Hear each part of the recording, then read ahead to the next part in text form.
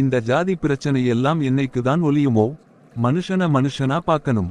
நம்ம எல்லாரும் ஒரு ஆண் ஒரு பெண்ணிலிருந்து வந்தவங்கன்னு நம்புனாலே இந்த ஜாதிய ஒழிச்சிடலாம். அதனாலதான் முஸ்லிம்கள் மத்தியில் ஜாதி எதுவுமே கிடையாது. உங்களுக்கும் ஜாதி உண்டுலா?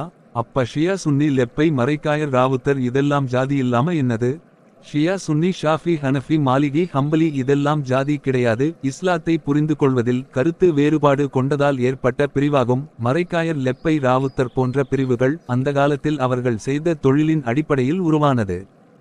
எப்பயோ எங்கள மாதிரிதான நீங்களும் பிரிஞ்சு கிடக்கீங்க. இததான் நாங்க ஜாதின்னு சொல்றோம். ஜாதி என்பது பிறப்பின் அடிப்படையில் ஒருவனுக்கு கிடைக்கும் தகுதி, அப்படித்தான? ஆமா. ஒரு ஜாதியில் பிறந்தவன் இன்னொரு ஜாதிக்காரனாக மாற முடியுமா? முடியவே முடியாது. இதுதான் ஜாதியினுடைய இலக்கணம். ஆனா முஸ்லிம் சமுதாயத்தில் காணப்படும் இந்த பிரிவுகள் பிறப்பின் அடிப்படையில் உருவானதில்ல.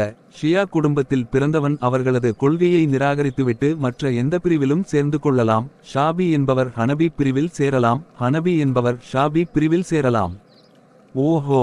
கொள்கை மற்றும் தொழில் காரணமாக இவ்வாறு பல பெயர்களில் முஸ்லிம்கள் பிரிந்து கிடந்தாலும் இதன் காரணமாக தீண்டாமையை கடைபிடிப்பதில்லை. வேறு பிரிவினரிடம் திருமண சம்பந்தம் கூட செய்றாங்க. இத ஜாதியாக முஸ்லிம்கள் கருதியிருந்தால் ஒருவர் மற்ற பிரிவில் பெண் எடுக்கவோ கொடுக்கவோ மாட்டார். எனவே இந்த காரணங்களால் இஸ்லாத்தில் ஜாதி கிடையாது என்பதை தெளிவாக அறிந்து கொள்ளலாம். அப்ப உங்களுக்குள்ள எந்த ஏற்றத்தாழ்வும் பார்க்க மாட்டீங்களா? மாட்டோம். இறைவன் சொல்றான், உங்களை ஒரு ஆண் ஒரு பெண்ணிலிருந்து நாம் படைத்தோம். உங்களை கிளைகளாக கோத்திரங்களாக நாம் ஆக்கியிருப்பது ஒருவரை ஒருவர் அறிந்து கொள்வதற்கே. நிச்சயமாக அல்லாஹ்விடம் சிறந்தவர் அல்லாஹ்வை அதிகம் அஞ்சுபவரே. மொழியின் அடிப்படையிலோ நிறத்தின் அடிப்படையிலோ குலத்தின் அடிப்படையிலோ யாரும் யாரைவிடவும் சிறந்தவர் கிடையாது. யார் இறைவனுக்கு அஞ்சி நடக்கிறாரோ அவர்தான் சிறந்தவர்.